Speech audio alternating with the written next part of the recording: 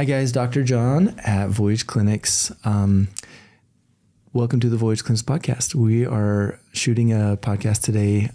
It's about science. It's about research and some really exciting new things with a newer medical school in my neck of the woods. And so I have Dr. Kyle Bills with me today. And so this is going to be really fun. We'll talk about some innovations in kind of mechanical work, but also in emotional intelligence and maybe like neurotransmitter work as well. I hope I did okay with that intro, but we'll talk a little bit more about it in a second.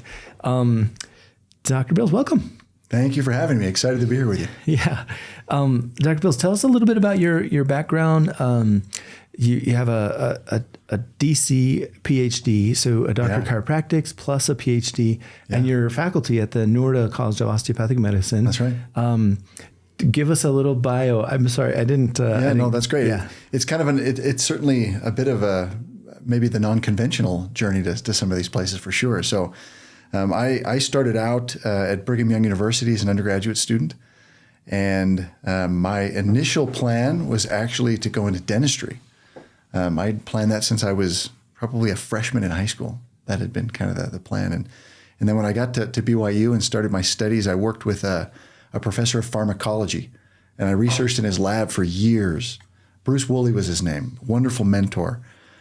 He had a slide of the original penicillin on his wall, and we were doing pharmacology research for years and years and years, and I remember that as I TA'd some of his classes, he would start every semester by pounding it into everyone's heads. He'd say, "Listen, you need to remember, medicine does not cure disease.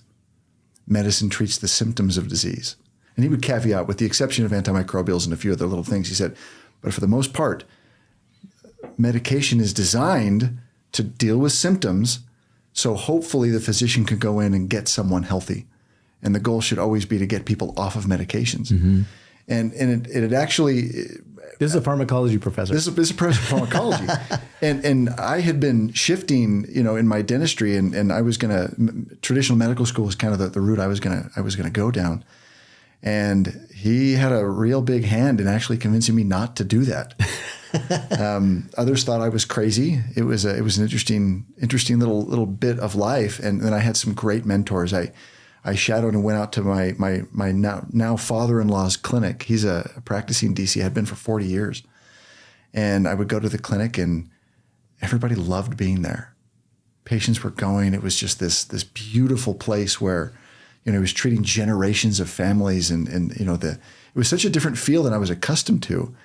And that kind of solidified it for me. And so I went and enrolled at Parker University after I finished, and finished my DC degree.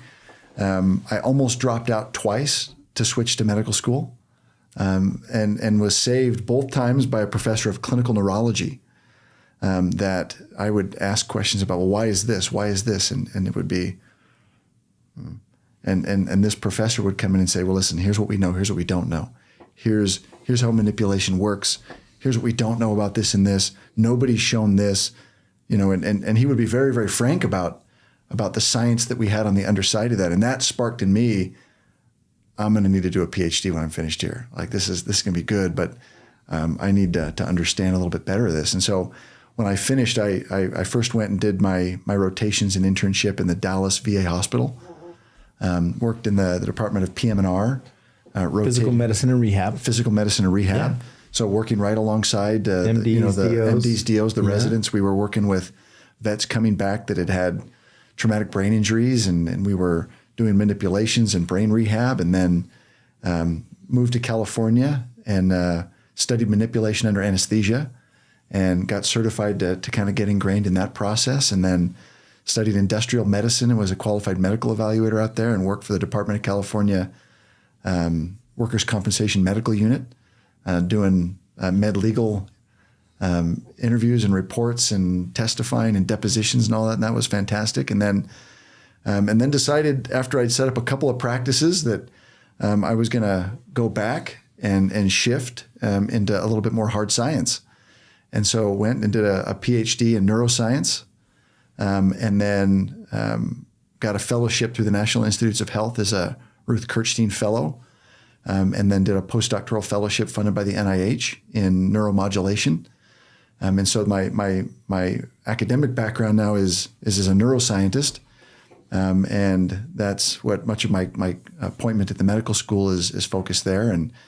And so we focus a lot on a variety of conditions, but have worked a long time in trying to use peripheral stimulation through the nervous system to drive changes in the central nervous system, and understanding how those systems work together. Study chronic migraine and traumatic brain injuries. We've done a lot of work recently in glucose dynamics and how to modulate glucose, how to monitor and analyze someone's blood sugar throughout the day, especially in the context of chronic migraine, but also in the context of mental health. And so that's probably a little bit of that is such a great background. I have a ton of questions now, but also I want to highlight a couple of cool points that you mentioned in your journey. Yeah.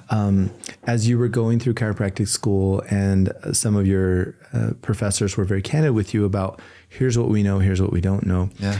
I think it highlights a really significant point of science. What is science?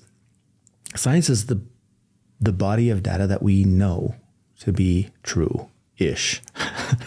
And the more you get into it's an important ish, actually. I know. Yeah. The further you get into science, the more you realize, there's some things that are maybe less true, that are more true than other things. And it doesn't like disembody science and doesn't discredit it. It's just beautifully flexible. Yeah. It's beautifully neuroplastic, to use a fun word that you like.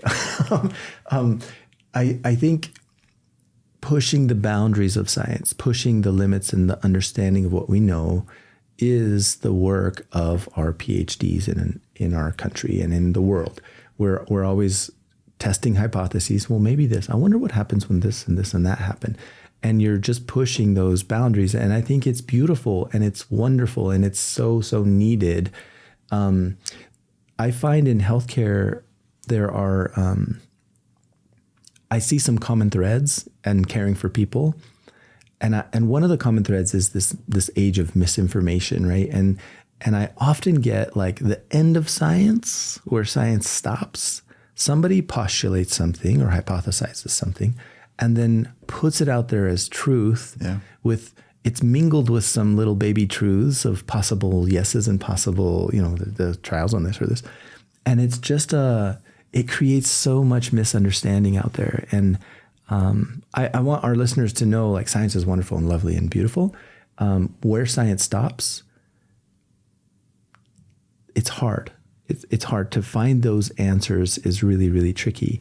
And some person that's not a scientist or not a this or that, a self-proclaimed expert on XYZ, they don't necessarily have the answers. And even though they say with so much zeal that they do, I find that to be one of the most challenging things that I face is, as physicians, we're like, hey man, people come to you and they trust you, and that trust is sacred.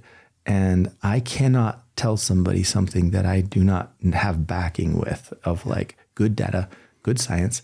And if I don't, I say, well, there's not great science here, but there's a theory of blah, blah, blah, blah. Yeah. And I'm okay with that, but I'll let them know, like, this isn't great science. There's not great evidence here. You hear a lot about evidence-based medicine. Yeah. Taking care of people within the bounds of what we have now in science. And it doesn't mean that won't expand, because it totally expands all the time. It requires a bit of humility. And I think the effect of education, the more educated a person gets, you hope that the more humble they end up.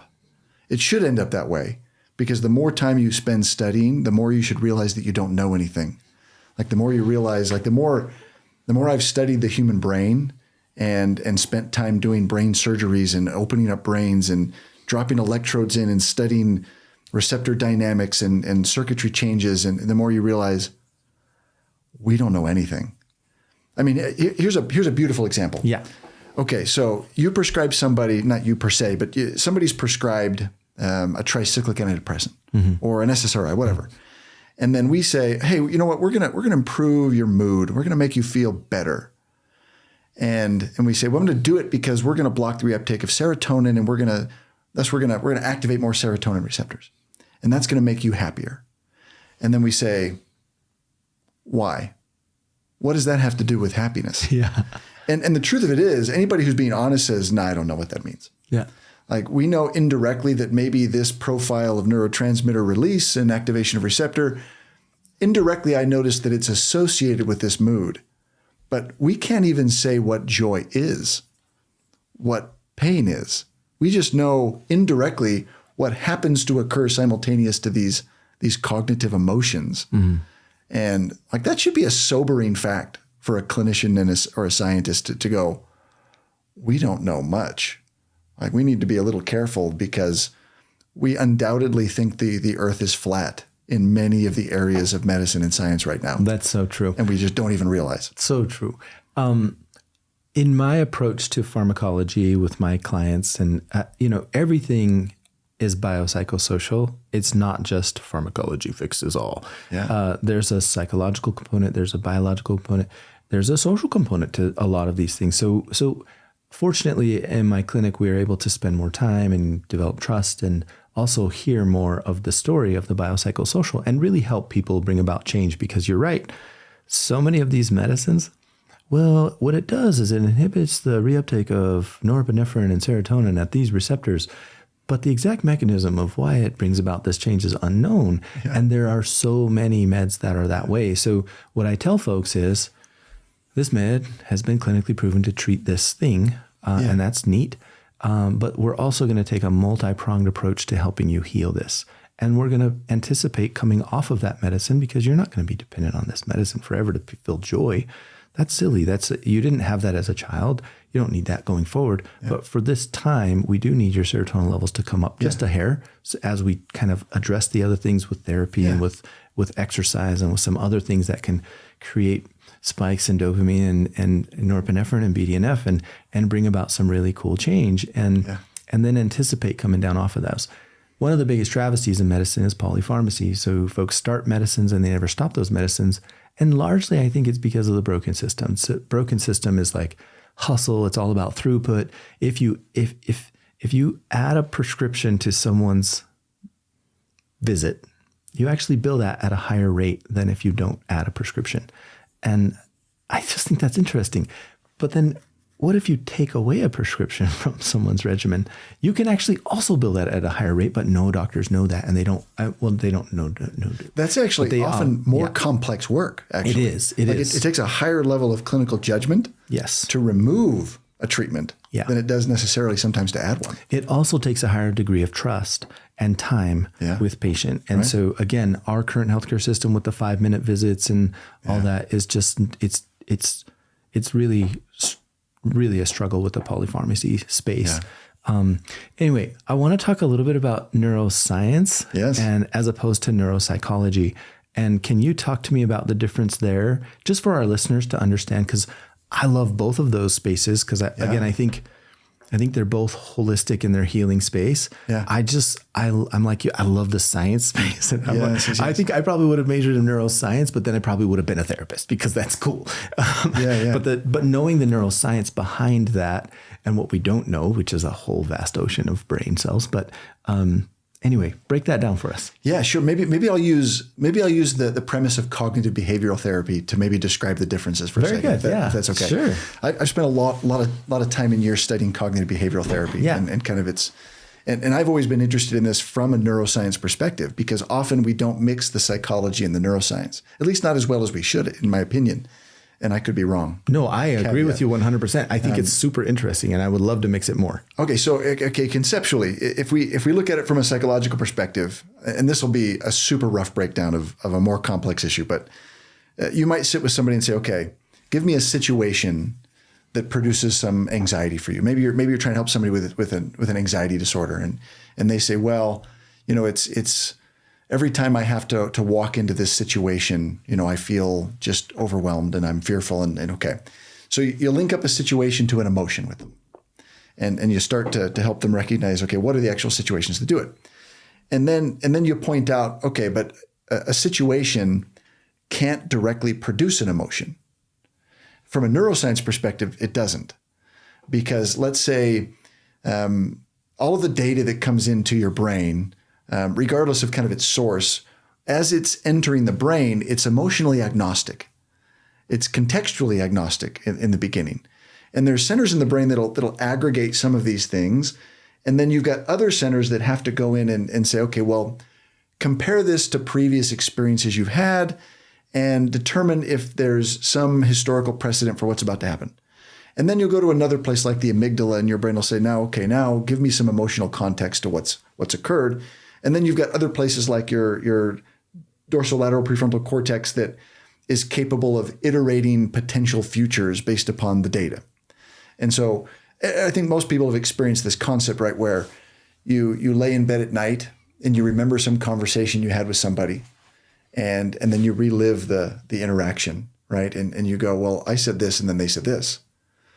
I should have said this, and then they would have said this. And then in 30 minutes, you can live out a lifetime in your mind, just laying in your own bed. And this is a pretty uniquely human thing, actually. Really, we don't know of other animals that have the capacity to create worlds without end in their own mind. And it is this beautiful piece of humanity that I think is an evidence of divinity in some sense, because creation is near unlimited in this part of the brain. But it does it through the lens of the hippocampus and the amygdala and all of these previous experiences, right? And so from a psychological perspective, we would say, all right, well, you get in this situation, what's the automatic thought that comes? And then you'll link in kind of this knee-jerk automatic thought. Well, we don't necessarily go back and say, that's your dorsolateral prefrontal cortex drawing from your hippocampus and your amygdala. And the only reason you're having this automatic thought is because you had a previous experience, conscious or not now, that produced a dopaminergic release that locked in the circumstances of that experience. And now you have a pathway and a circuit that causes you to perceive reality in this way. We'll go about it roundabout and we'll say, okay, well, you had this automatic thought, and then what are your beliefs and your core beliefs, and maybe what do you have as competing core beliefs, and you help somebody walk through that process of disrupting thought cycles. But I think there's a lot of power in helping somebody understand what actually is happening on an organic level, right? That you are simply, you have this perceptive lens over your dorsolateral prefrontal cortex that's causing you to interpret the data that comes in a particular way. And that's bias. It's bias. And bias, we all have it. We all have it. Everybody does. It's actually an essential part of life. Yeah. If I didn't have bias, it would have taken me 3 hours to pick what to eat for breakfast this morning. Yeah. I never would have been able to get dressed.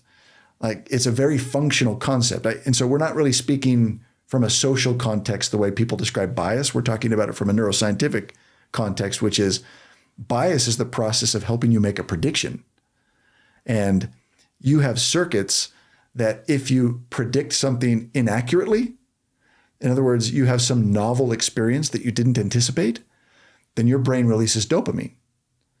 And that dopamine is designed to prime a variety of other input centers so that your brain can encode the circumstances related to the malprediction. So that in the future, now the circuit is a little more refined, and you're able to make a better prediction the next time some event occurs. I want to just briefly interrupt you. Yeah. This is so applicable to mushroom foraging and for hunter-gathering. We were designed to do this.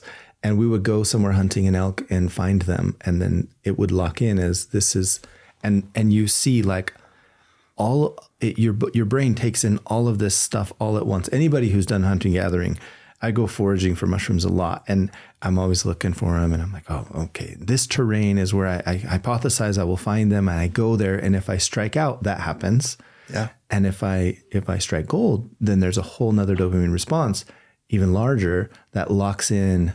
And then immediately there's this phenomenon of take in the terrain, the vegetation, the trees, the time of year, all of these things, and lock it in as this is my truth. What you were wearing, whether you ate beforehand. My lucky hat that I use, all of that gets encoded into the experience. and at some level, right, even subconscious, you're like, you don't even think about it. But next time you're about to go out I'm grabbing that hat. You grab that hat and you don't even have to consciously think about it. You just put it on because you're like, well, that's my mushroom hat. This is why Lucky Socks work for athletes. That's right. That's right. True.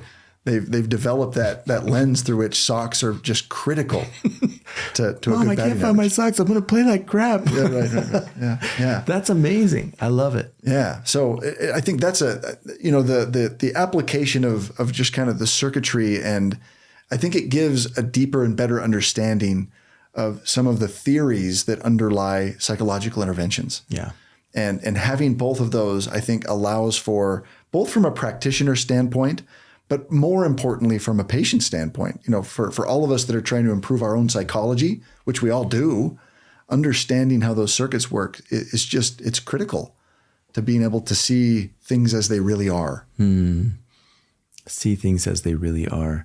This is the premise behind cognitive behavioral therapy, right? Like recalibrating your biased perception of that thing causing this emotion, and considering changing your thinking about that thing, the biases around that thing, so that you can create a new lens, a new R, the way things are. You could create that new lens and see things more clearly and more beautifully. That's really cool. It's kind of an important lesson for, beginning neuro students, that you start with a premise of the brain is not recording reality. It's inventing one based upon all of the lenses and experiences that you've had. And so don't be so quick to assume that your perception is always correct. You got to stop and listen. It requires a great deal of wisdom to move past our own lens and try to see something that's greater than our limited view. This is the huge premise behind emotional intelligence, because often we're stuck with our lenses and we have blind spots and we don't even recognize, because we've always worn these lenses. They were handed to me by my dad, who's had a lens, and this is the way the world works. Like, this is it. Yeah. And to really disrupt that on an individual basis takes some high level emotional intelligence to be able to look at that and eat that delicious humble pie and say, maybe the way I've seen the world is not correct. Maybe I'm out of line here. Maybe I need a new thought process. Super neat.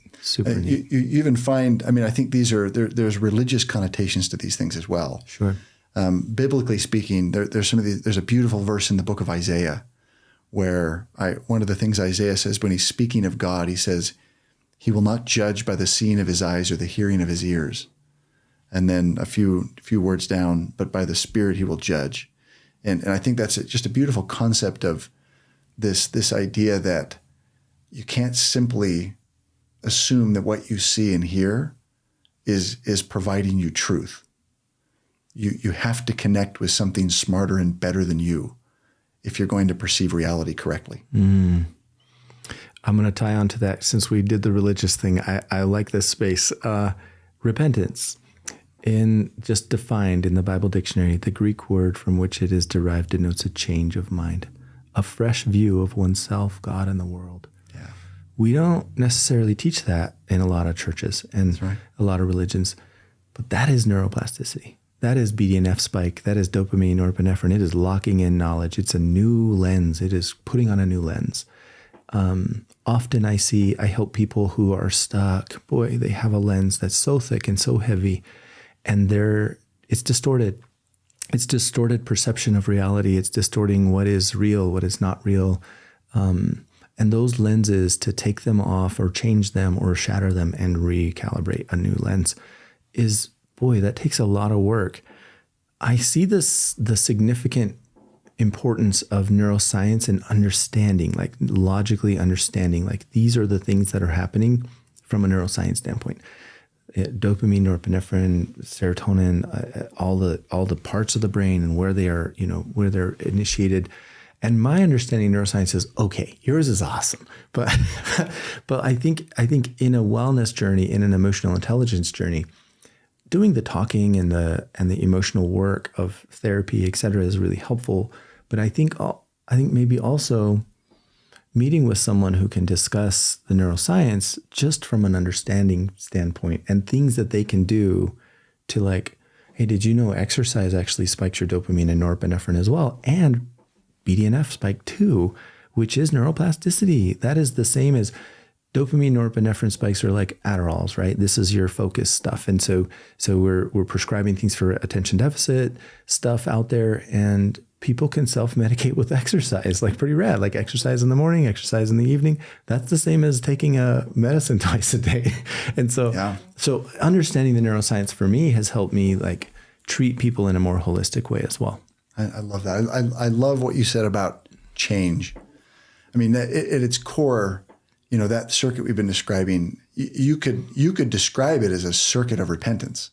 Yes. I mean, I think that's a beautiful illusion, right? Because fMRI studies have been done actually that show that when people are having experiences with God, that's one of the circuits that lights up. And it's a beautiful conception. The more I've studied the brain, the more I've become convinced that it's divine architecture. Mm-hmm. You see the fingerprints, in my opinion, of those things all throughout the circuitry of the brain. And this concept that you go and someone has an experience with God, and that circuit lights up. The circuit that changes the way you perceive the people around you, yourself, but it's done in the context of the loving embrace of a loving God. And so that becomes the context through which the brain starts to interpret the world.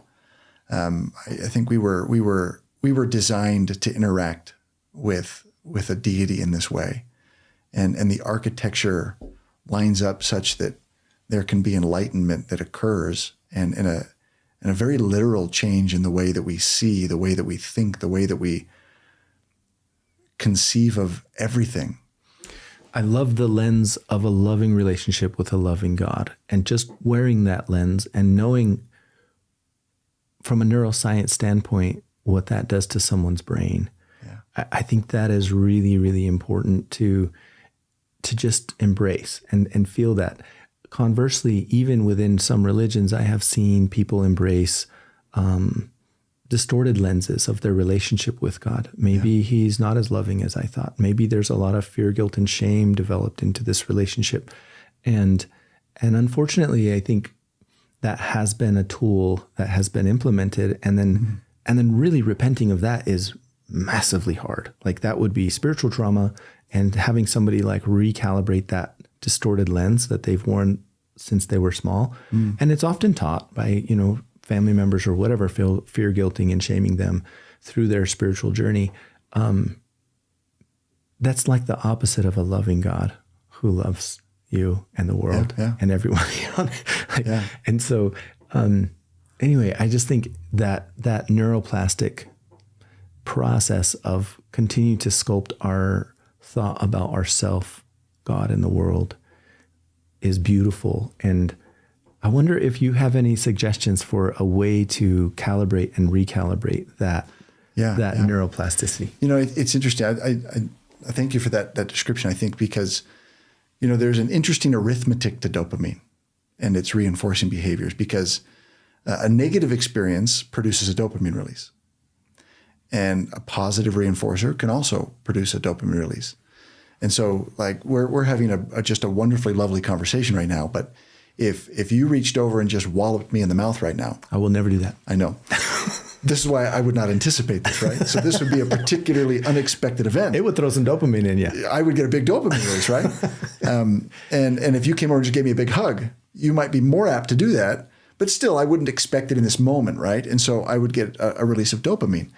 This is a messy arithmetic, but for the sake of discussion, and these numbers might be a touch off, but a negative experience is far more potent to create a lens than is one positive experience.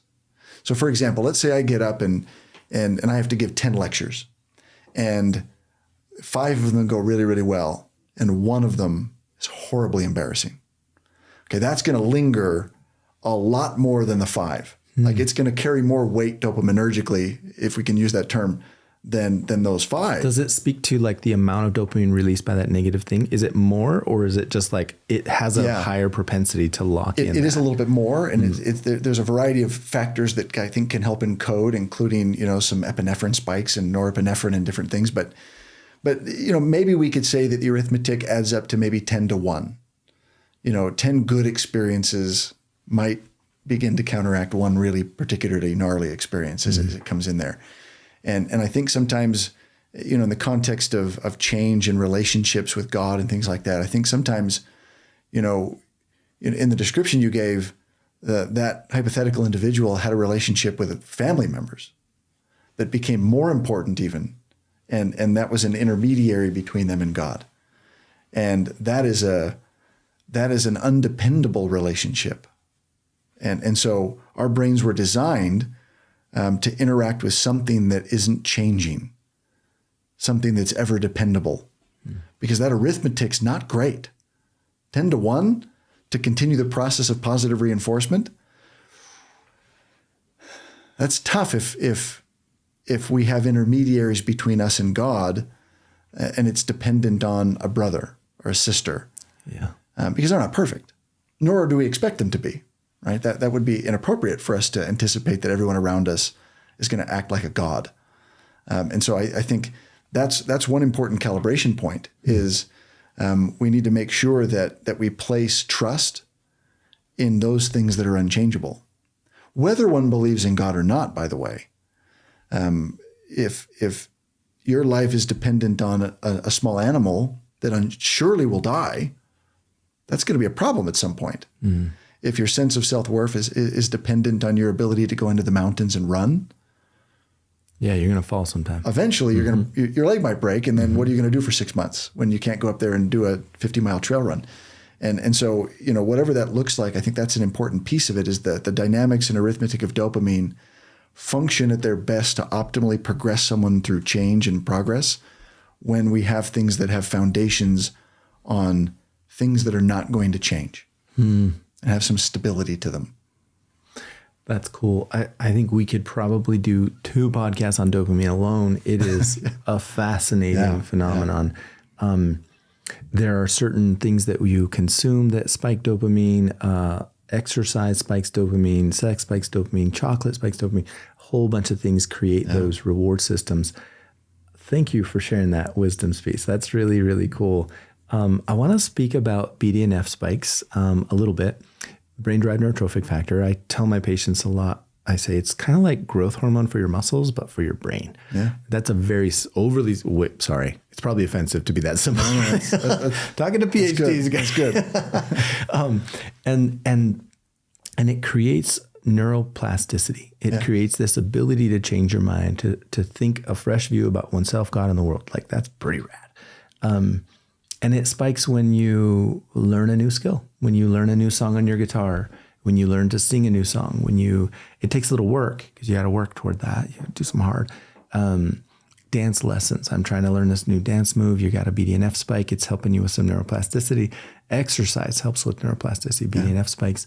Ketamine, we have offered ketamine in my clinic as a healing tool because of the BDNF spike that happens after ketamine use. Also the disassociation from the trauma, recalibration, always with therapy as well. But the neuroscience there is beautiful, like mTOR and BDNF spike and neuroplastic change and all that. And so what are your thoughts about this journey of neuroplasticity as a neuroscientist? What can we do consistently to create change in our lives? I mean, repentance, whatever you want to call it. Sure. Create those, take off those old lenses, put on some new lenses, see the world differently, rescript it, recreate. Yeah. I mean, I love what you said about creation, by the way, because we are the greatest creators in our minds. And boy, have I seen some negative creations. Yeah. As soon as you say, I am, and if it's negative, you have to take that lens and crush it and throw it away. Yeah. It has to be different. I am. We can create so much with our minds. It's impressive. It is amazing. It is amazing. I mean, neuroplasticity is a fascinating topic. I mean, if we move past just maybe the molecular neuroscience of it, which is probably slightly less interesting for a podcast discussion, But fun for me. I love that. Yeah. But if you take it maybe a couple of orders higher than that, I think an important concept is there's lots of ways to produce, BDNF release and dopaminergic releases, which all of these will play into altering circuitry and lenses and perceptions and just the way we feel broadly. Exercise is a huge one. Exercise, the post-cognitive exercise boost is a very real thing and interlays a variety of things, including BDNF. You alter endogenous opiate receptor profiles in some of these circuits. We published a study a while back where we looked at differing levels of exercise, both voluntary and forced exercise, and looked at what happens to a variety of these different opiate receptors from mu's to deltas to kappas, how it interlaid with drug-seeking behavior at different intensities, and exercise alone is sufficient to change endogenous opiate receptor expression. Really? And there's scientific evidence that it can be used to treat even things like opiate-induced hyperalgesia, due to reductions in receptor expression and things like that. Wow. So exercise, I don't think, should be downplayed. The importance of just consistent exercise in one's life, huge. But probably the next concept, for all of the different biohacks out there of increasing those things, of cold plunges to exercise to, stretching in the morning to watching sunrises, all these things everybody's doing to biohack plasticity. It's important to remember that context matters. And neuroplasticity is only as good as the context in which it's occurring. And so if you find a great way to release dopamine or a big release of BDNF in priming the brain for this, and then you go about criticizing everybody all day and acting like a turd and arguing with your spouse or a loved one, or, these are the types of things that will get encoded. Mm-hmm. And so it's important that if one's trying to go through that process of change and becoming a better person, you've got to decide, well, what am I trying to accomplish? And it's very intentional work. It's not enough just to get releases of these neurotransmitters and these neurochemicals, because, well, so what? Okay, I got a release of dopamine and it primed my brain to change, but then I went out and, stole a lollipop from a baby. Jerk. Yeah, turdy. That's so turdy. What the heck? Those are the types of, these are the lenses that I'm trying to re-encode. And so it's critical that, even when you go in, let's say somebody goes in and is doing some talk therapy with somebody. Well, okay, great. You get a dopamine release, but it requires very intentional mental work to go through that process of going, no, I'm gonna reframe this, and then you got to go out and act. It's not quite enough to sit and envision the good thing. You've got to take those little bite-sized bits that you can handle, and you've got to go act, and you've got to do something in order to take advantage of whatever biohack produced the change in chemistry. This is beautiful, and I want to highlight this. With ketamine in my office, I always sit with our clients and say, tell me about your intention. And we calibrate an intention such that they have this BDNF spike with that intention in mind. I'll share a brief one. One of my she's probably 34-year-old mama. She's had some trauma. She's had some heavy stuff. And I said, well, what's our intention today with this ketamine session? And she says, I just want to stop being angry all the time at my children. I'm just so mean. And I said, that's such a beautiful intention. Me too. Me too. And we didn't have to dive into the psychiatry of it. We didn't have to. I'm not a psychiatrist. I'm not a therapist. I don't do any of that. But I said, that's beautiful. And then let's go. And so we put on some peaceful music, and we, help her with that session. And afterwards, a couple of days later, we have her work with a therapist, keeping that intention in mind. And we journal about it, and we talk about it. And And it does create change because of that intention. So I'm so glad you mentioned that it's not all about cold plunging or dopamine or all these things. It's your intention with that and your action. And because that intention hopefully drives action toward, I'm going to rein that in, and I'm not going to yell at my kid. I'm going to talk to him. We're going to work through this, and I can be frustrated and I can express that. Yeah.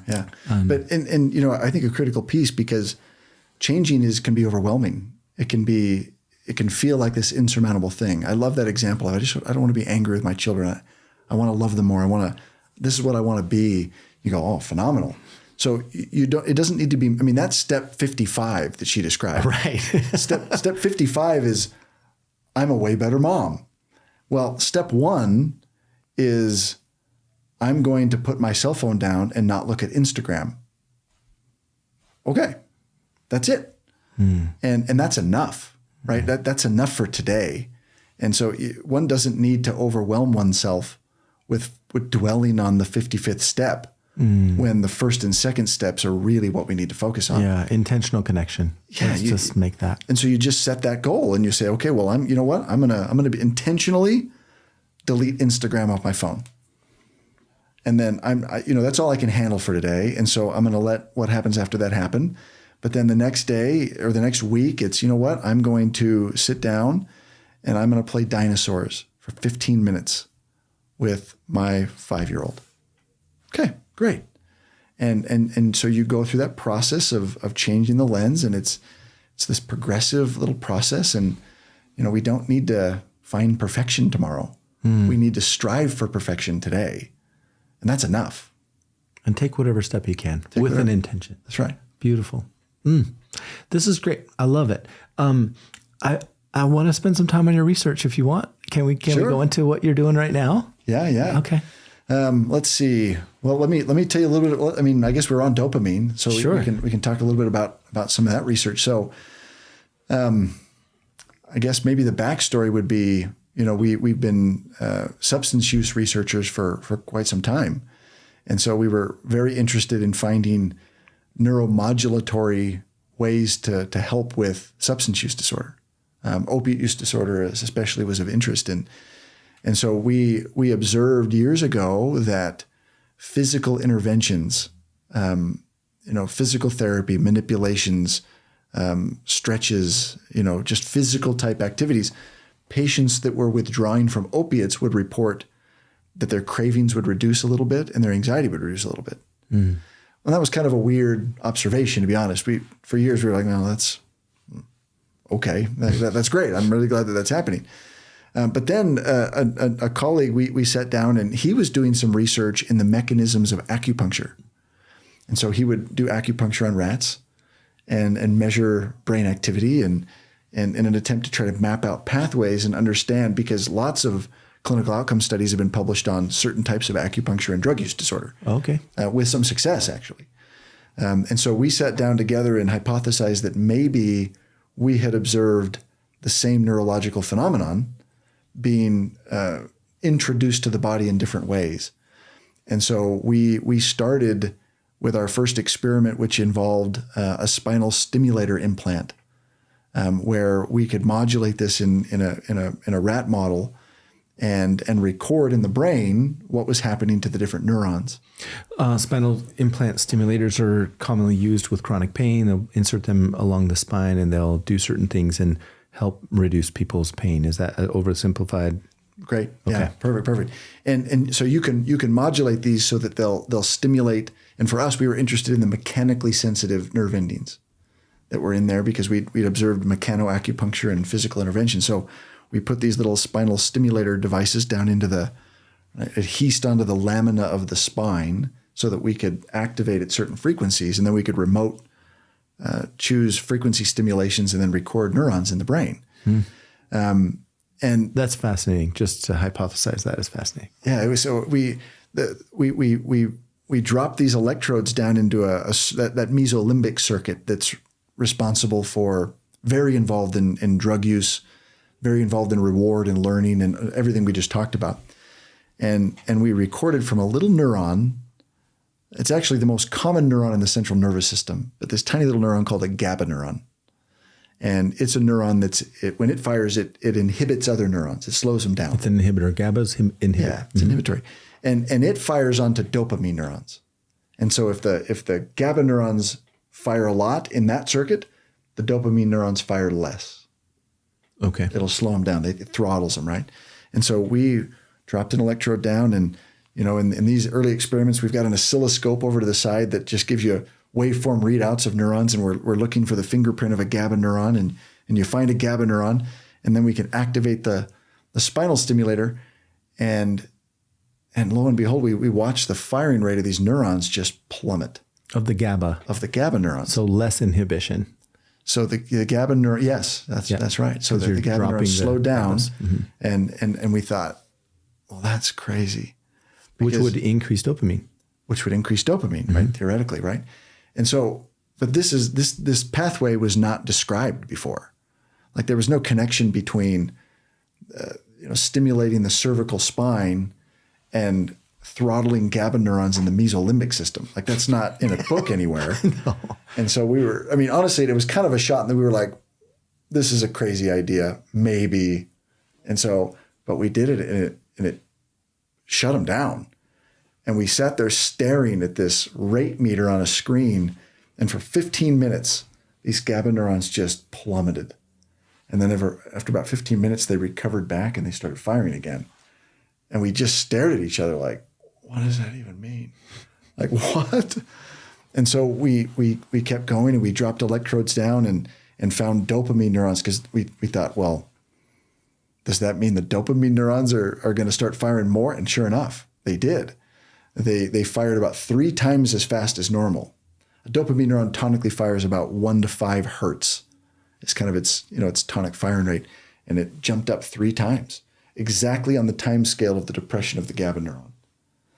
And we just kind of went, that's insane. Like that shouldn't do that. That's not in a book anywhere. Like, what is happening here? Yeah. And so for about a year, we methodically went through and ablated ascending pathways and injected lidocaine into other brain structures and watched whether the effect would disappear or whether it would maintain, so we could map out the pathway that it was following. Oh. And then we measured dopamine release and found that if you stimulated that particular frequency, you'd get about 180% baseline dopamine release that peaked at about an hour. And it was 180%? 180% of baseline, yeah. So we thought, well, so we started extracting that brain fluid, and then we started reverse pumping in through artificial cerebral spinal fluid different drugs into the area to block different receptors to find out what was happening. And it turned out that the effect was mediated by neurons that fire onto the terminals of the dopamine neurons, and they release acetylcholine, but they do it dependent on delta opiate receptors. And we found that mechanical stimulation actually causes delta opiate receptors to translocate from the cytosol of the neuron and embed themselves into the membranes of those cholinergic neurons, those acetylcholine neurons. What the heck? It's crazy. That's crazy. And so we published that paper back in early 2020. And it was this odd paper where we were mapped out this pathway of these mechanically sensitive nerve endings that only are activated in the range of about 60 to 80 hertz. If you go past 115, stops entirely. If you drop down too low, nothing. But right in that range, you'll get this pathway to fire, and you'll get this release of dopamine. So that led us to a series of studies where we looked at what happens if you treat alcohol use disorder and opiate use disorder and a variety of other drugs, methamphetamines. Can this affect the impact of these drugs and the induced adaptations in the brain that they cause? And it did. And so we published those studies in 2021, 2022 as we're going along. And then we hit a problem because... And this is how science works.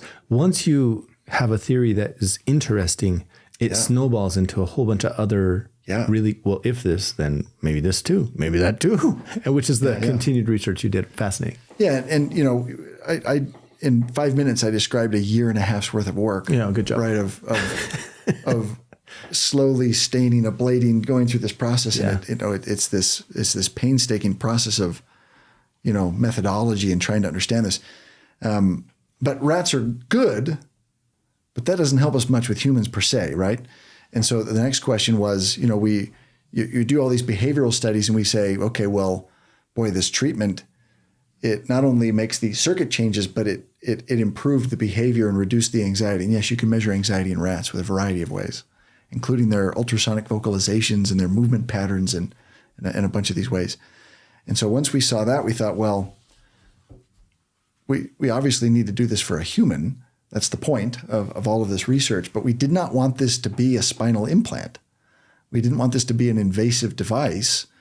And so we sat down and with a variety of collaborators, we sat down and so the challenge we ran into was that 80 hertz is too fast to just put it on someone's back and get it down deep into where those receptors are. It won't penetrate. It doesn't give enough displacement. And if you crank up the intensity high enough to make it, it turns into like a Stryker bone saw.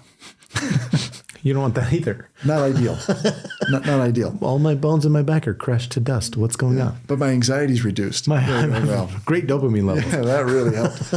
So we in the end came up with this methodology where we have somebody sit on a device that has two vibrational inputs, except they're offset frequency-wise by about a hertz, half a hertz to a hertz. And we can lower down the frequency into the 20s for both of them, but offset them. And then those waves will combine inside of a person, and it creates a third traveling beat wave. And when you put certain waveforms in and they combine, it will produce harmonics that are multiples of the principal frequencies. And that workaround allowed us to get the spine itself to produce that harmonic resonance that was up in that range of 80 in a safe, non-invasive, non-pharmacological way that didn't require, neurosurgical implants and things like that. My wife, the musician, would love that you said harmonic resonance. That's amazing. It's principles of music and physics and engineering and really some of those to do that. And so then we used that device and tested it in one higher order of mammal, which was college students. Yeah. Right above rats. Right. Yeah. Right. I'm just kidding. Yeah. Right. I love my college kids. I do as well. But we tested it at finals time and it reduced anxiety levels in a pretty substantive way. And so the National Institutes of Health. You weren't checking brain dopamine levels? Weird. Yeah, no brain extractions in humans. It's frowned upon. Not in college students. Yeah, not in college students. The data was strong enough that we submitted that to the NIH, and they funded our phase 1 trial for us, which we completed last year. That's awesome. What does phase 1 trial mean? Phase 1 is kind of the first proof of concept study. So in other words, it's the first real double-blinded, sham-controlled, placebo-controlled clinical trial. Cool. And so we took that into the most anxious environment we could find, which was just after medical detox of opiate use disorder, inpatient residential recovery. Oh, that is rough. Yeah. So tough spot, right? And so we went in and ran a sham-controlled, double-blinded study in that environment, and added both of those into the standard of care.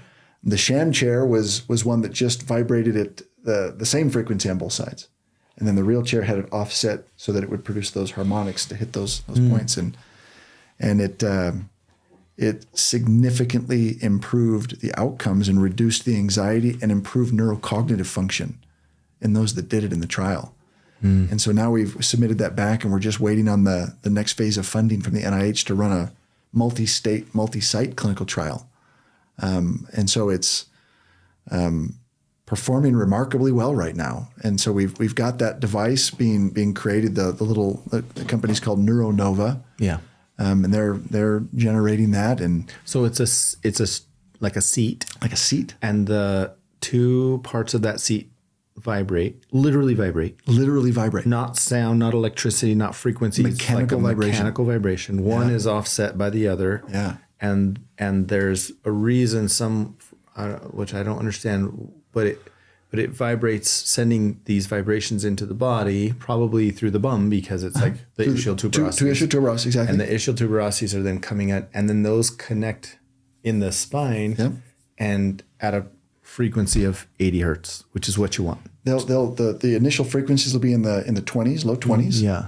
And then as those combine, you can combine waves, whether they're mechanical, electrical. Yeah, there's harmonic resonance there. Yeah. That's then 80. And you get a beat frequency, 60, and then you can embed resonance within that lower frequency. Whoa.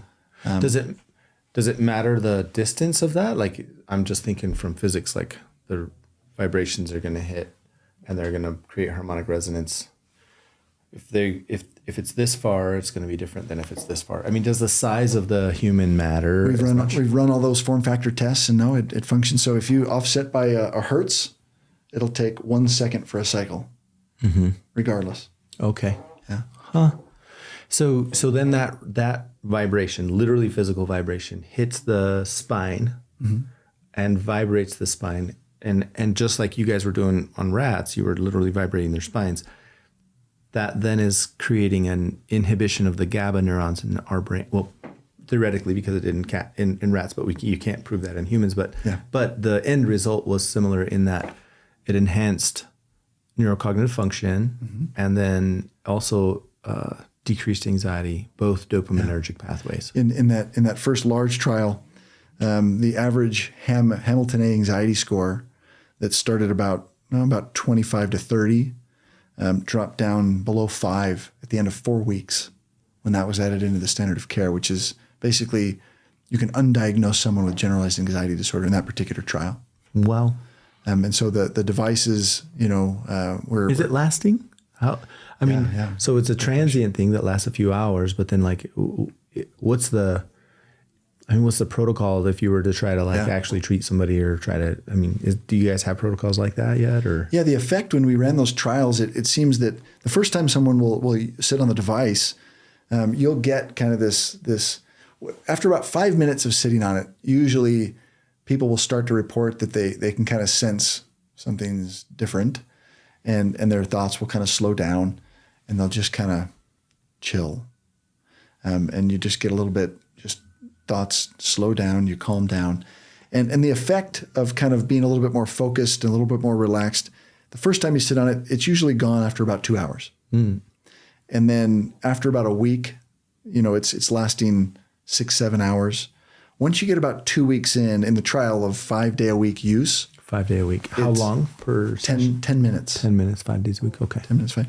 At that point, it was pretty much staying 24 hours. They weren't having regression by the time they got to the next day of sitting on the chair. It was lasting through weekends. Fascinating. Yeah. Super fascinating. But we've got some use cases where some providers are using the chair right before a patient goes into session for, say, cognitive behavioral therapy or something, so that they can get that effect before they go in to have an intervention. So thus changing the lens. Yeah. Prepping them so that the proper context can be then provided by their provider, and then we can get kind of an enhancement of outcome. Wow. Yeah. At what point will this be like in every office in America? Because this sounds pretty awesome. Like if we could, or even in the homes of people like who want to self-treat or whatever. I love non-pharmaceutical ways of helping folks with various things, and focus is one. Anxiety is very prolific. Substance abuse is obviously there as well, but I deal with more of the first two a lot. Yeah. What's the next trials and blah, blah, blahs? I hear it's an arduous process. It's awesome that NIH is funding this, at least the first one. Yeah. What's our next steps to where I can like prescribe it for somebody, pick it up at the pharmacy, you use it 5 times a week, and then once you're done, you give it back after 20 days. How many days was it? About a month. About a month. After a month, you give it back or sell it back or lease it from, I don't know how that works, but like, when am I going to see this where I can start utilizing this or doing those kind of things? Yeah, it's available as a wellness device. simply because we're still going through that process of kind of that arduous process of, we've got phase 2 trials and more to interact properly with the FDA so that we can, you can make claims in the United States about certain things. And so right now we'll talk about, the preclinical studies, and we can talk about the studies that were performed in the clinical trials and the outcomes on those. What's phase 2? What is that? Phase 2 is just going to be a much larger cohort study that's going to be multi-site, so you can further reduce bias and multi-state, multi-site. Yeah. So ultimately, the goal of that next phase will be to gather the data to work with the FDA, get approval. Yeah. So that and then at that point you'd have a narrow, the FDA process is methodical, and you start with a very particular thing, and we're working with them to try to work with the anxiety associated with opiate withdrawal, and then you have a narrow indication at that point in the future that you could make a scientific claim or a clinical claim, and then from there you have to continue those trials to move on to other things. And so we finished a phase 1 and we're prepping to start a phase 2. That's awesome. Yeah. Knowing neuroscience, dopamine, how this works, what other things just could this trickle into as far as treatment wise and things like that? Are there other spaces that you're excited about researching and getting FDA approval on? Yeah. I mean, always a little bit careful as we're working through the the process. Yeah. So this is totally hypothesis. We don't make any claims. No claims. But dopamine is fascinating. We published a pilot study a few years back looking at using these particular waveforms, and actually showed that in the pilot study we could decrease sleep latency. So falling asleep is a dopamine dependent process. And so we were able to show with EEG recordings and polysomnography that by introducing those as someone was laying down and preparing for sleep, that we could increase sleep latency and get them to sleep quicker. Cool. We've got a variety of psychiatric conditions that anecdotally we're excited. Others have kind of test cased and we're excited to study, but dopamine's involved in everything from ADHD to PTSD to anxiety to, there's a variety of conditions that we're excited to look at. If you move over a circuit into the other part of the striatum, you've got dopamine neurons in the substantia nigra, which are involved in Parkinson's.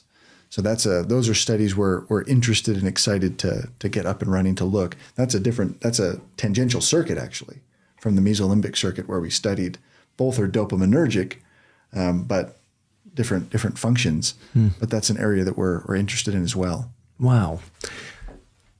Dr. Bills, thank you for your contribution to science, for pushing the limits of what we know, for hypothesizing some interesting things. I think your background as a chiropractor lends itself to this space of the mechanical and the bio and the neuroscience space. Is super cool, putting all your brain cells to work in these really neat ways. Thanks for sharing some of your cutting edge research too. That's really rad.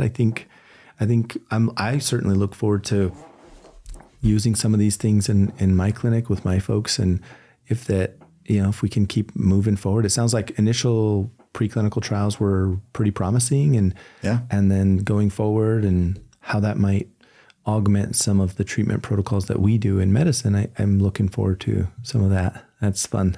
Yeah. It was also really exciting to talk to you about all the other nerdy stuff that we nerded out with today. I agree. That was a lot of fun. I appreciate you having me on. This was quite enjoyable. Appreciate it. Anything in closing to our listeners or to me at all?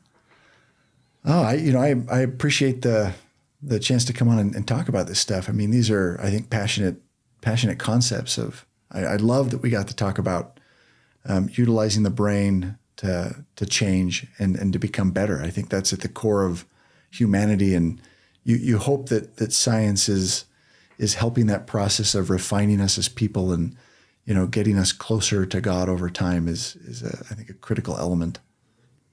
Absolutely. Dr. Kyle Bills, professor of neuroscience at College of Osteopathic Medicine. I just got my plaque I've been a clinical faculty at your shop for a while, but I got a plaque finally, and it's been nice. So clinical faculty. I've got one of your med students with me right now. So it's been really fun to listen to them and teach them and show them some cool stuff. And thank you for all that you do. They're both educating the future of our medical students and then also this research. It's rad. To our listeners, thank you for tuning in. I hope you learned some cool stuff. This was a little bit nerdier than my typical podcast because we have a super nerd here, and I also am a super nerd. So really appreciate it, Dr. Bells. Thank you for your time. My pleasure. Thank you.